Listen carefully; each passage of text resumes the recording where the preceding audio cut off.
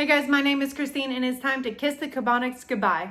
I've been fed up with this incubator for far too long, and unfortunately, this is the most popular video on our YouTube account right now. In fact, this video has been used on the KEBONNIXS website without my permission. I've sent them an email and they said, well, Amazon runs that site and so it's out of their hands. It's not an American company and so there's no contacting them and getting paid for what is rightfully mine. But it does send a lot of viewers to our channel, so I guess I'm not completely out in the end. But I'm fed up with the KEBONNIXS and I want to tell you why. I have 6 KEBONNIXS incubators because very early on it was a very rewarding machine to work with. It's very small, fits on a tabletop. The clicky clackies are my dog walking across the floor, sorry.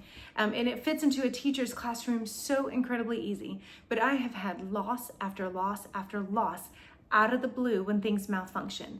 And so this machine has become extremely unpredictable. It's been impossible to mitigate, and cleaning out the fan after a hatch and there's all those little baby tufts stuck in the fan has made the machine work worse. And so I've stopped cleaning it out. It feels like I can't win. If I clean it out, there becomes an electrical issue. If I don't clean it out, the temperature gauge is completely wrong. What has happened the last 4 times that I have attempted hatching in here is that somewhere in there, the temperature will jump up to 104 or 105, and the machine will scream at you when it's too hot in there.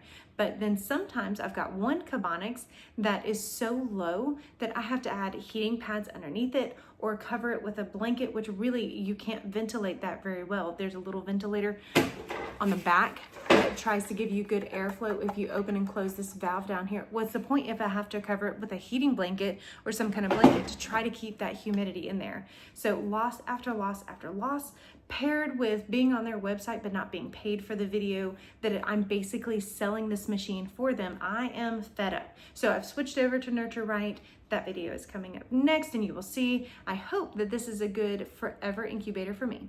But I will say this. If you are planning to incubate my husband's home and the dogs are happy. If you're planning to incubate 1 or 2 times, then I think this is a good machine. And honestly, it's even though it's around $100, it's more affordable than some other incubators. Molly, please. Andy, come here. You're not in trouble. You're just barking during my video. Getting in touch with KEBONNIXS is almost impossible, except I sent an email through Amazon threatening a lawsuit, and that's when they told me that they were no longer responsible. So I have some advice for you. If you want to incubate once or twice, then I think this is a great incubator for you. For me, when I incubated around the clock, of course, I don't know that they're meant to be used as a hatchery machine. They're obviously not built to last. But even on the ones that I started to use that were... She's upset about KEBONNIXS too. Even on the ones that I used 1 or 2 times, cleaned and then put into storage, and then pulled them back out of the storage maybe a few months later, they all had issues. So the temperature readout is horrible. The humidity, I feel like it's just way too easy to add too much water and you can't get enough out. And then I have a million people, and I love this, I do. If you're one of the people that has contacted me through YouTube or through Hey Honey, or through Facebook or Instagram, or my number's on our website. You can even call me.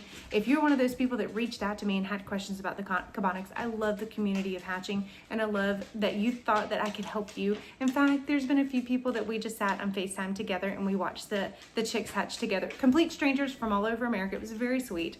But a lot of people contact me and say, I'm having this problem with the KEBONNIXS. What did you do? And now I'm just being honest. It's not a good machine. And so with that, I'm just kissing the KEBONNIXS goodbye, which is really unfortunate because that's my most popular video on YouTube, and I'm not going to take it down because it's important information about how to hatch chicken eggs and stuff. But anyway, just know that I no longer recommend it, and I am going to be trying out a Nurture 360. If you have an incubator that you think I should definitely try, please let me know. I'm looking for incubators to test for my own personal use, but also for the classroom. We go into classrooms all over Cleveland County, and we provide all the eggs for the Cleveland County 4-H embryology program. And so that's important to me, that it is accessible and that it's easy enough for a teacher to use who has no experience and doesn't feel like they have to babysit a machine. That's what this is. You have to babysit this sucker, and you have to look at the temperature readout on your little hydrometer or thermometer on the inside of it. And I've got teachers that are stressed out, like, oh, these chicks aren't going to make it. Oh, I just had the worst Heather, I know you're watching this. Heather, I'm so sorry for what that incubator put you through. I'm deeply sorry. There was always the temperature was too hot, couldn't get the humidity right, and so it's a no from me. And that's too bad because I really loved it for a short time. Okay, I'm repeating myself now. I've said what I need to say. That's all. Just wanted to let you guys know. I don't recommend it. If I were you, I would go with something else.